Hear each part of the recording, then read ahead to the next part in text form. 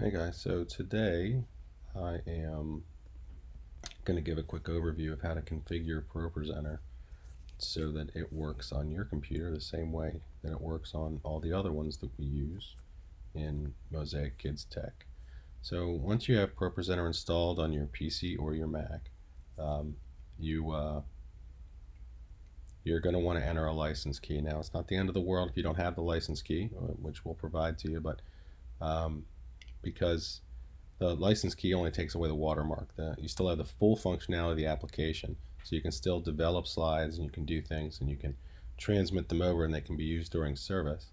Um, and It'll still work just as you expect it to. But once you get it installed, by default, you're going to want to click on ProPresenter up here on your Mac and go to Preferences.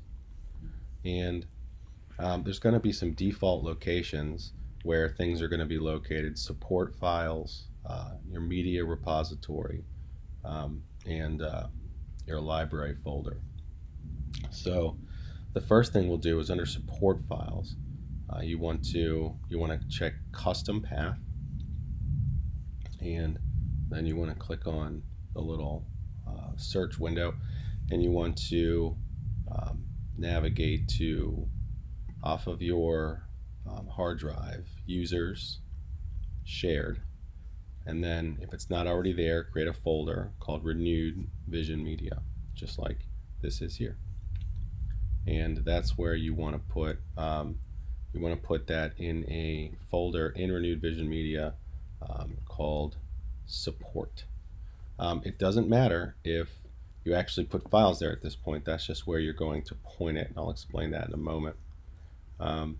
Go down to media repository. You're going to select for all users, and again you're going to click on the hourglass and you're going to set it to renewed vision media. Now this is going to create video, audio, images, PDF folders, which are all underneath here. It may also prompt you and say, would you like to move your existing files to this location? If it does that during any of these, you'll go ahead and you'll say yes. Under copyright, you can leave everything just as the default. Under logo, you can leave it as the default. It's not going to show the Mosaic Kids logo, and that's okay. And then the last one is the general setup for the library folder. And you want to click on the hourglass again, and you want to go to Renewed Vision Media Documents. You want to click on Highlight Documents, and then